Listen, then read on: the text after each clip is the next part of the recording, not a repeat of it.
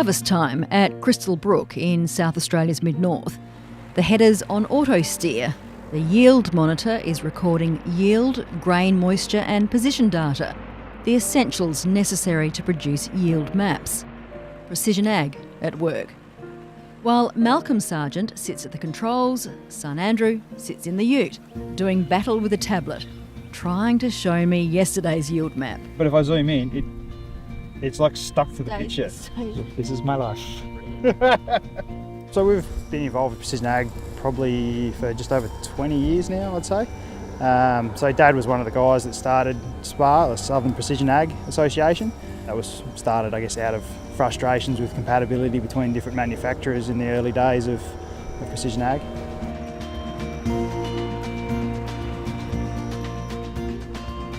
SPA now stands for the Society of Precision Agriculture Australia and is a national umbrella group supporting the use of precision ag in different industries.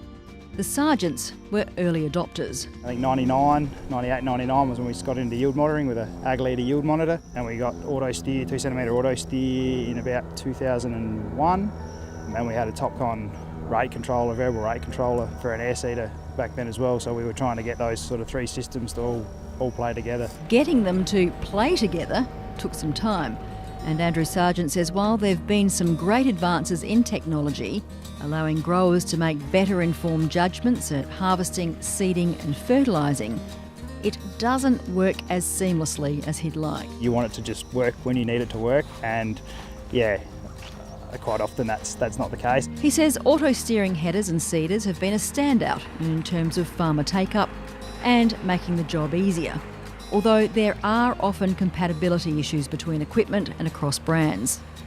But it's variable rate seeders that he's had the most trouble with. I guess our biggest issue was with variable rate was getting maps out of the software into a format that the controller on the seeder would read, and getting the controller to reliably run those maps. In 2019, Andrew set off overseas on a Nuffield scholarship to see if other places were working through the compatibility gremlins in the precision ag technology. He was particularly interested in the use of open source tech. Most ag tech is proprietary, so it's closed source. I was just sort of interested in looking at other industries, sort of IT, robotics, where they've developed more of an open ecosystem, which has helped them move forward faster, and how we could bring some of that into ag and maybe make our lives a bit easier.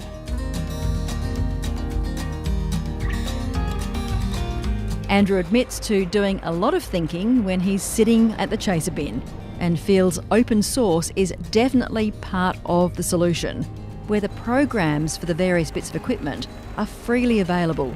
Anyone can modify it. I guess with the open source stuff, no one really owns it. So then on the flip side, I guess everyone owns it. So you need to get that critical mass. You need to get enough of a community following it that it's not just one guy trying to keep it running. They have forums that are supported just by community members, just other farmers that have made contributions to the project and are happy to answer questions. And he says timely access to your data is essential. If you've got a question, you want to answer that now so you can action something about it now. You don't want to go back and sit down and reprocess your yield data, in 3 months' time, because that doesn't help you now make a decision. Andrew Sargent feels there are real opportunities for grower groups to jump on board and help with data collection such as spray records. And they could also supply an open source platform that farmers can use to put the data in, which gives flexibility to change service providers without having to go through the hassle of adapting to a whole new tech ecosystem.